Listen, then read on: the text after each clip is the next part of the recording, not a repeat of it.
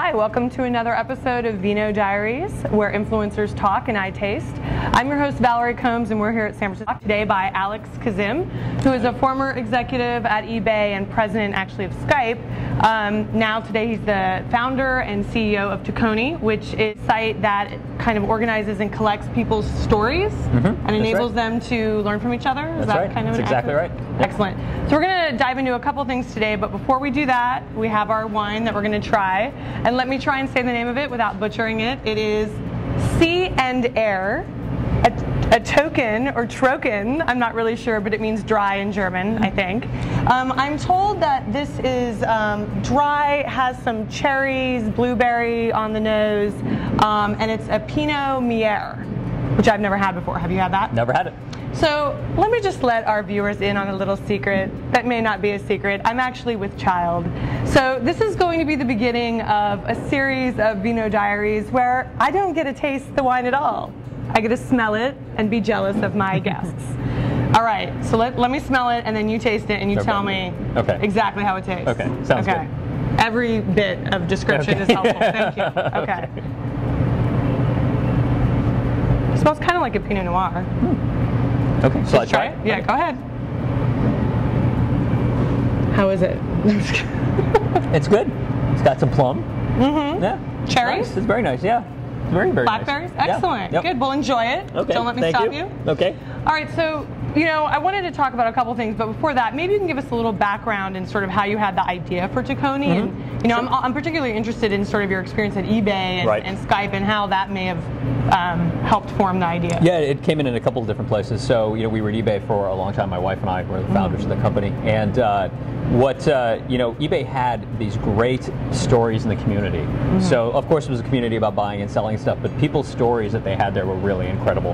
And we would be exposed to the stories all the time, but these stories never really lived anywhere, and they were forgotten and sort of passed down. And we really wanted a place where you could actually collect a lot of these stories. Now, when you talk about stories, do you mean sort of just like anecdotes, like life experiences, like, oh my God, I found like my long lost sister on eBay through like that kind of thing? Exactly. There's a story about a guy who he actually was buying some things and he bought some military memorabilia and found dog tags and decided to look up and see whether the person who owned these dog tags actually was still around. Ended up finding the guy who was in a nursing home and actually took the dog tags over to him and gave him back his dog tags that he'd lost on some beach in Normandy or something. Wow. And it's a story that's just kind of amazing. And that was, you know, you ran into these things at eBay like every week. And it was so sad that there wasn't a place where I really collect these stories, and so we got a chance to really, with Tokoni, create a place where we could collect people's stories that went beyond sort of the traditional kind of, you know, here's what I did yesterday, into more of like the things that are really truly emotional and cathartic and, you know, fantastic.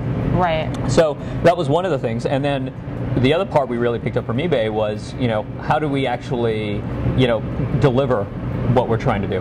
And if you remember back to what eBay did, anybody could have sold something online if they wanted to. They could have set up their own store and stuff. What eBay did was really make it easy and make it fun. And so we're trying to do the same thing, which is today people can actually tell their stories. They can start their own blog and do that. But blogs have a kind of a high commitment level to them, right? We wanted to create a place that was easy for people who and actually come in and be able to post a story. Make it easy, and then by focusing on stories, we focus on the emotion. We focus on the parts that are really fun. And so it's very entertaining. And what we're finding is that people will come in, post a story, and then all of a sudden they've got 20 stories. Because it's addicting. Well, you know, the community really feeds on itself. Somebody will write something and you go, God, that reminds me of the time I did this, right? And then you start writing a story and it just builds on itself. So. Well, one word that you used was entertaining and emotion. And I think those are two things that kind of define where we are politically right now with the impending election. I wanted to talk a little bit about politics because there's been a lot of discussion about social media and Facebook and the upcoming election and how social media is really enabling word of mouth.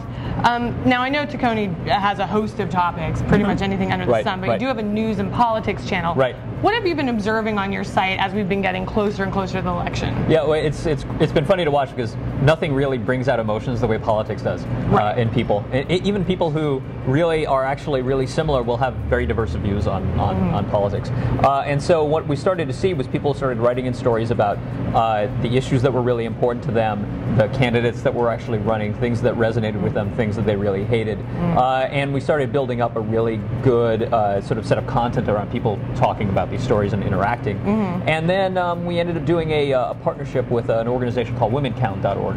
And what they're trying to do is really build the presence of women in politics. And they wanted a way for their users to be able to share the issues that were really important to them about the particular election.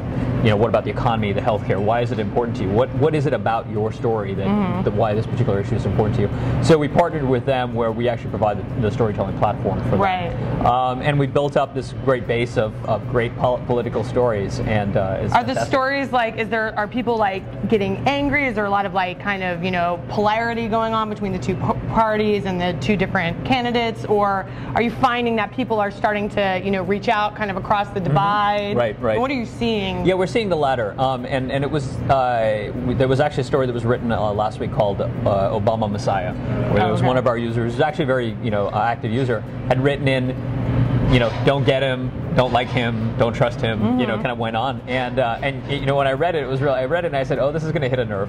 Yeah. And immediately there were posts of people who came out in support of him.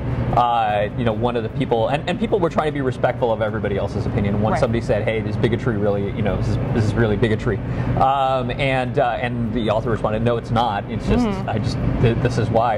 And so there was a big long thread, but what you had was a very good, emotional, but still respectful conversation about both sides.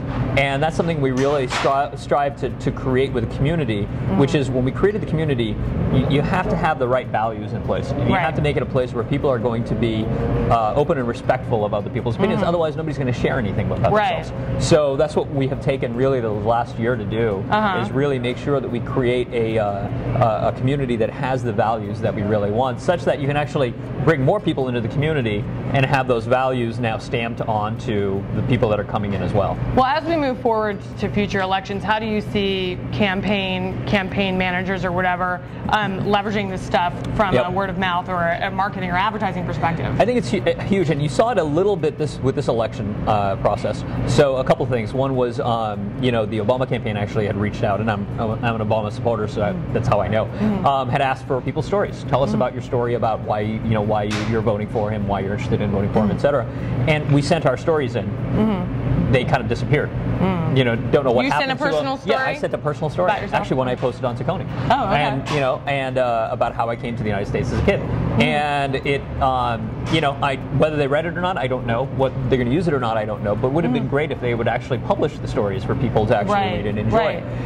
At the Democratic National Convention in Denver, they actually would bring out people in between the political speakers who were just regular citizens talking about a particular issue, about why it was important to them, what had happened in their lives. And again, these are stories from real people that all of us want to hear. It's human interest stories. It's that section of the newspaper that you read to get all this great entertainment from. So that's, I think, what's going to happen with the next election. You're going to see more of this, this is my story. A lot of these, this is me, this is my story, I'm important. Yeah, Joe the plumber. Exactly.